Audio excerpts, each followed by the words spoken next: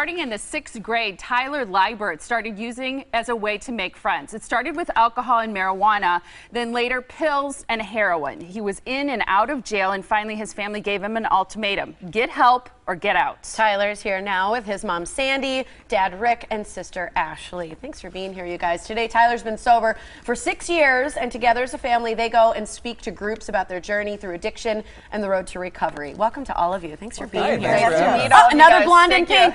We were laughing about that. Yeah. Do you blondes ever wear light pink? Yes. See? Well, you do look there good. you go. You look really there good. you go. Nice to have all of you here. Thank you so much for being here. Good to see you. And sharing your story. It's not the first time. I mean, you've done quite a bit of speaking, right, to groups and young people? Yeah, we've spoken a lot. We've spoken to almost all the high schools around our area and Lake Country area and stuff like that, and so we've done this quite a bit. Do you think that young people in particular take you a little bit more seriously because you're young still, because you look hip? I saw a tattoo, you got the earrings. I mean, do you think in a way that helps you relate and for them to relate to you? Well, when we were coming up with this, we were trying to think of how we could relate to kids and how we could, how we could really reach out to them. And when I was in school, listening to some guy in a suit or a cop telling me what I can and cannot do never resonated with me. So, we were like, well, how can we do this where kids will actually listen and we are their age? We're not preaching to them. We're not throwing stats at them. We're sharing our stories with them so they can take it and use it, and we're not just, jumping down their throats and telling them what to do. So. Yeah, obviously this is an important thing for you to do, not only for yourself but as a family, and really share what it's like for everyone as a member of that family going through it. Start with your addiction, how it started, why at such a young age in 6th grade did you start abusing and use that as a means to make friends? Well, I wasn't fat, but I was squishy when I was younger.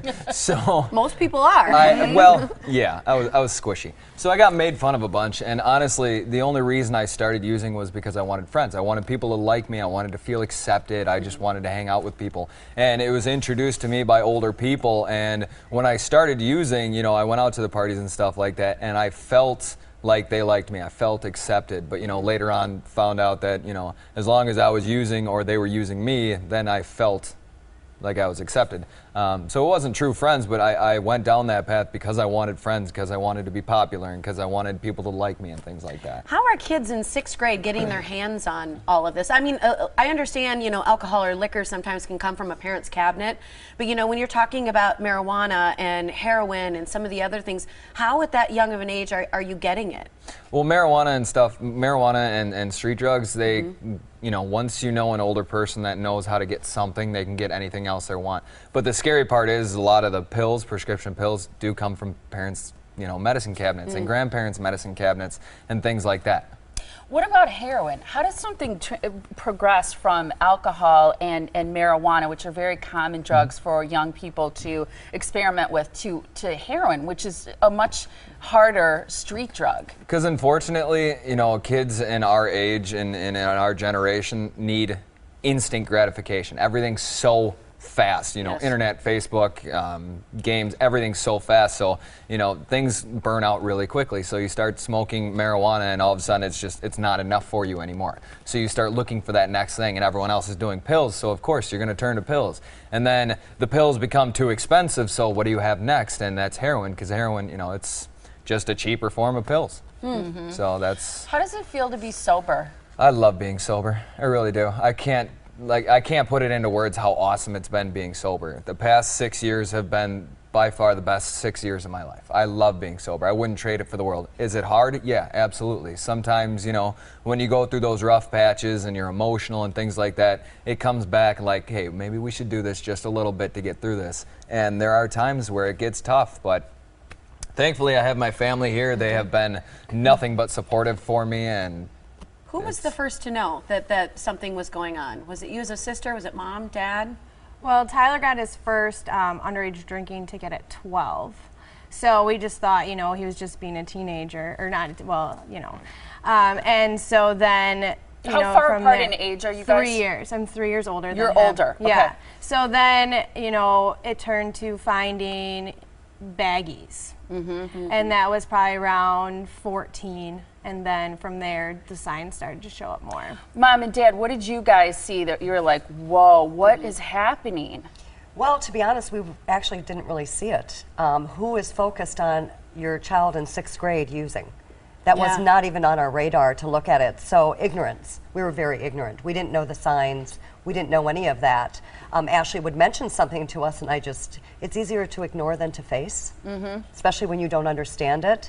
And I think that's what we did until things started changing with him, that we saw the personality really start changing. Like what? I would say, you know, most parents ask us that, and they say, well, what did you see? It's the anger, the disrespect, the losing the morals of the family. It's not necessarily just going in your room and withdrawing, because most teenagers do that. But it was really that anger, the whole personality changing in not a very good way. Rick, is it hard to sit here, to sit in front of groups and say, yeah, my son used alcohol, he used pot, he used heroin? I mean, you probably have to get over the embarrassment of that and sort of embrace that we've been through this difficult journey, and now here he is sitting here, he looks great, he feels great, and I'm sure you're extremely proud of what he's been through and his journey to sobriety. I'm extremely proud of him. It was very rough for him during that whole period. And do I feel embarrassed? No. There was a point when Tyler was in recovery that we sat down at the table, and all we could think of is, how can we help somebody else get through this? Because there was a point in our lives we really didn't think Tyler had a tomorrow. We really didn't. And that's I can't imagine, you know, facing that as a parent. And I think along with those feelings as a family of how do we help him, how do we get him through this, there's also stereotypes, I think, that come with people who use, and, you know, what kind of family are they coming from, what were they taught? I mean, talk about some of that, because I think as a family in general, those are the things that people start placing judgment on you guys. Oh, absolutely. How did you raise him? Here's the greatest part, though. We don't care what people think about us.